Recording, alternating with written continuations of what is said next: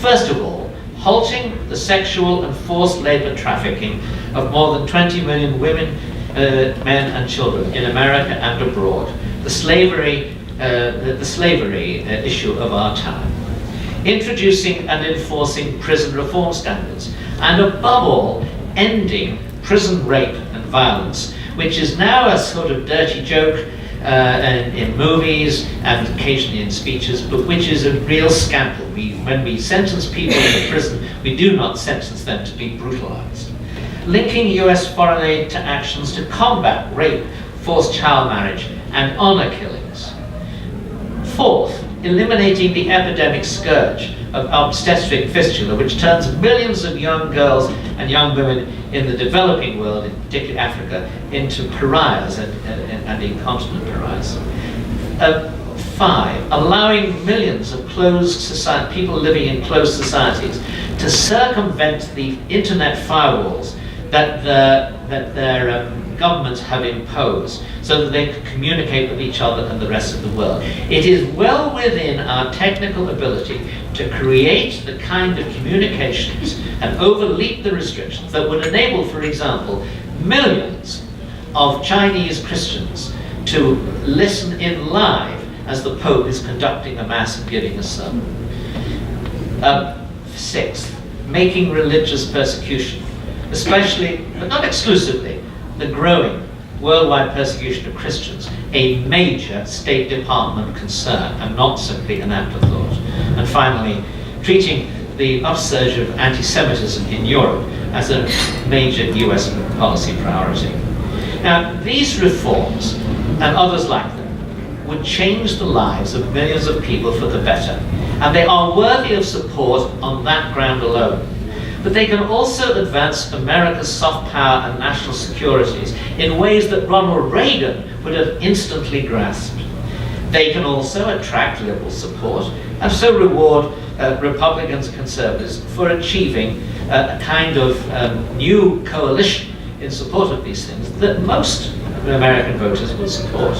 But above all, in the context tonight, they can negate the caricature of Republicans, which now play a major role in American electoral politics. Now, there are other things, benefits which could flow from the Lincoln agenda issues. First, a strong commitment to them can alter the character of other debates. If pro-life advocacy is set in the context of a broad and consistent commitment to protect vulnerable human beings, pro-choice advocates will find it much harder to levy plausible war on women charges.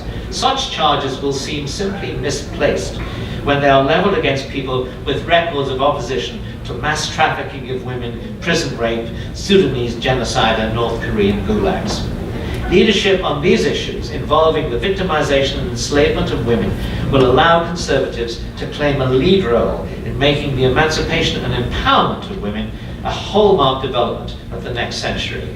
Doing so can delegitimize allegations that women's rights are not respected by pro-life advocates, and they can move the abortion debate to the more open question of whether fetuses are or not vulnerable human beings.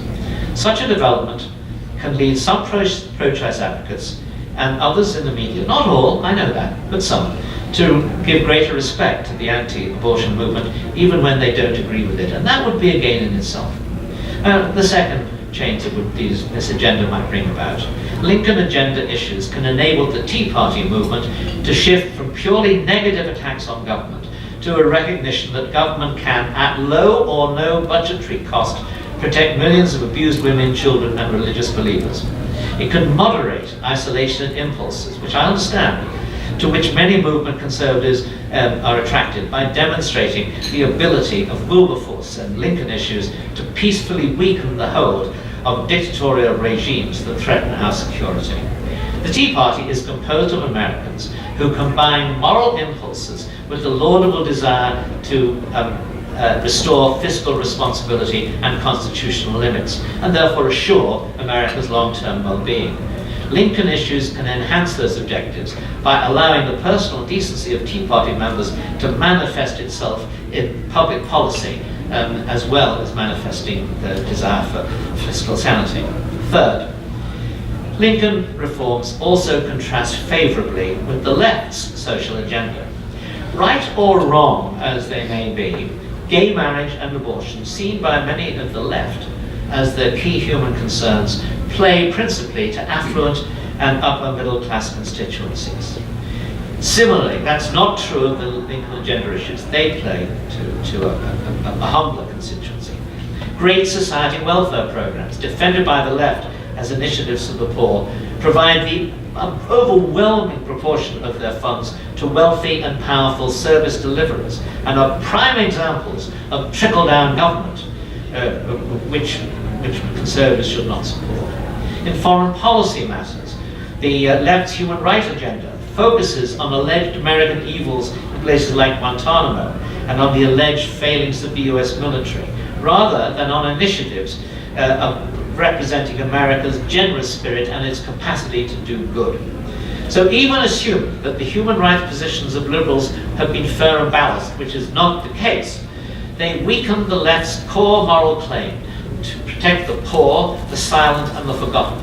Because conservatives are perceived as less caring, and because they fail to appreciate the value of their own achievements, liberals pay no price for abandoning human rights priorities that were once their central concerns.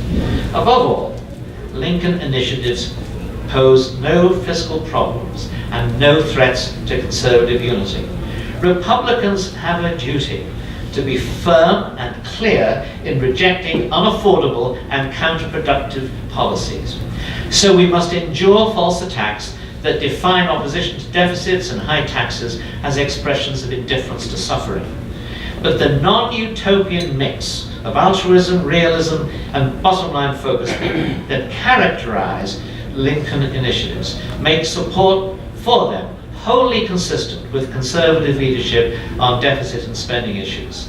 Such support will satisfy the elementary political fact that conservatives have often ignored in an effort to restrain the growth of deficits. A conservatism obliged to say no on some things will not succeed if it never says anything else. Success here will offer American conservatives what they most need: elections in which increasing numbers of voters are open to evaluating their ideas, and those of the left, on the basis of their real-world effectiveness, rather than on the basis of who cares most. And given the policies of the Obama administration, that is the test that the GOP simply cannot lose, even if, as so often, it tries hard to do so. Thank you.